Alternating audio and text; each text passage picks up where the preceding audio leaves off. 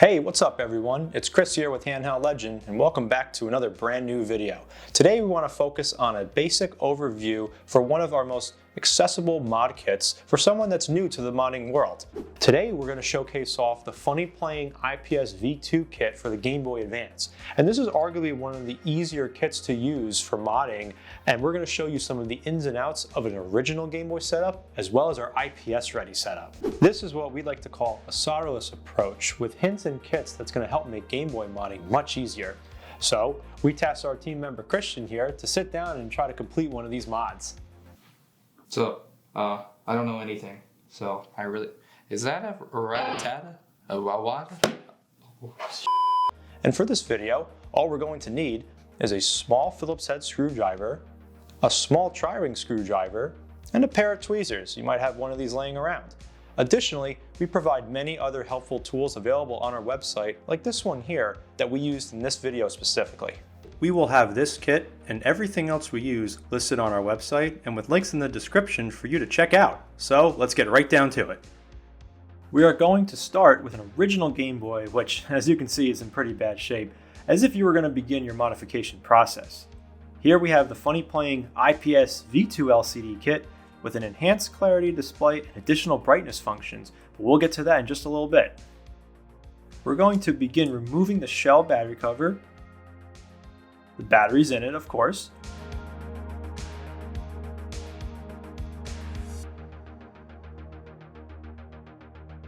The screws that hold the Game Boy together, and removing the buttons once we're able to get inside.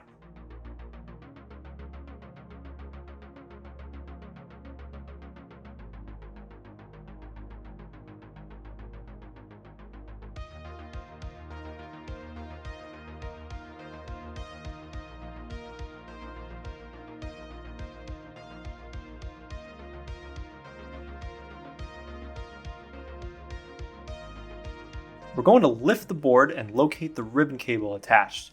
Locate the two tabs, and by using your fingers or a small tool such as a Phillips head screwdriver, we can slide the two tabs to disconnect the ribbon cable from the board.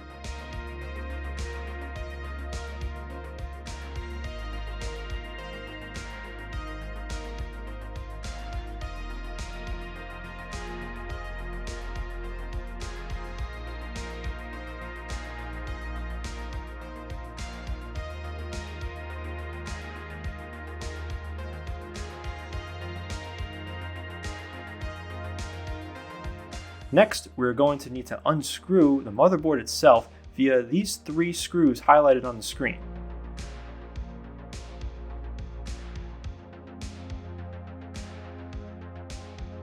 Carefully lift the board right out of place and set it aside. The trickiest step now is removing the screen itself. You can either use a pair of tweezers or Phillips head screwdriver to help dislodge it. The key here is patience, as we are removing the LCD from its original adhesive, and although we are going to give this an entirely new upgrade, we still want to have this for safekeeping.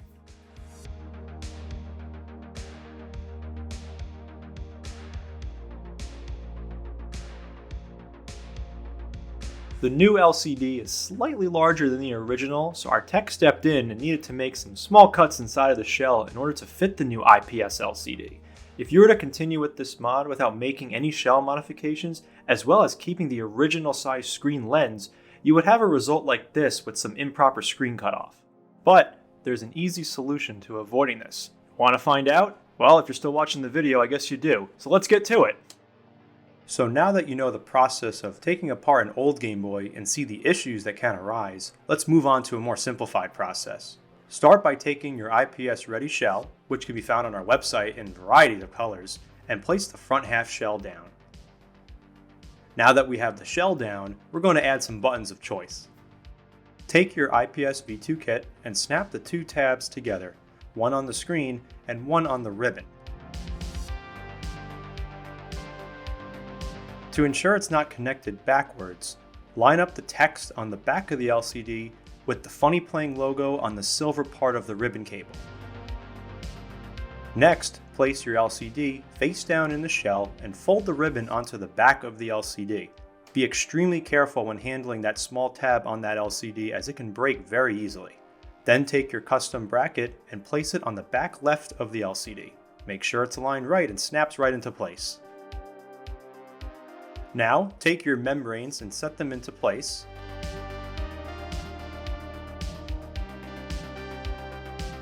Take the protective foam and place it over the bracket and LCD. After that, take your motherboard and gently place it with the flat side down, meaning the raised black cartridge slot will be facing towards you and up. And screw in the 3 screws in the holes highlighted on the screen.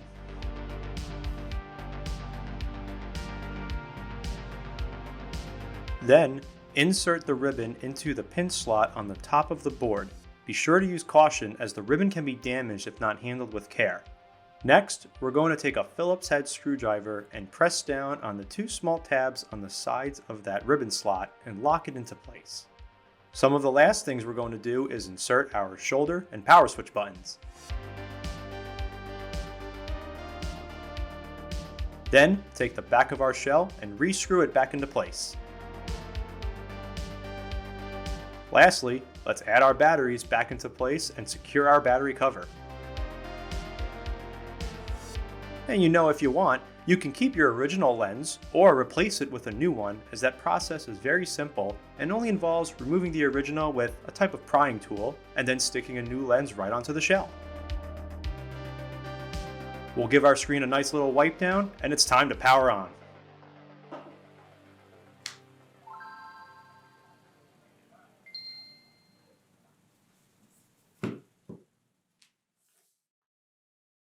We hope this video today helped make some simple modding seem much more accessible and easy now.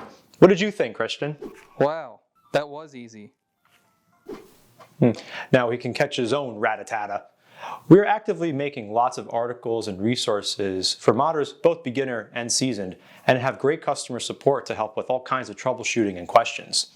We look forward to making more videos like this and also sharing with you all the fun that we have here too. Thanks again for watching, and we'll see you next time. I'm gonna watch some Pokemon.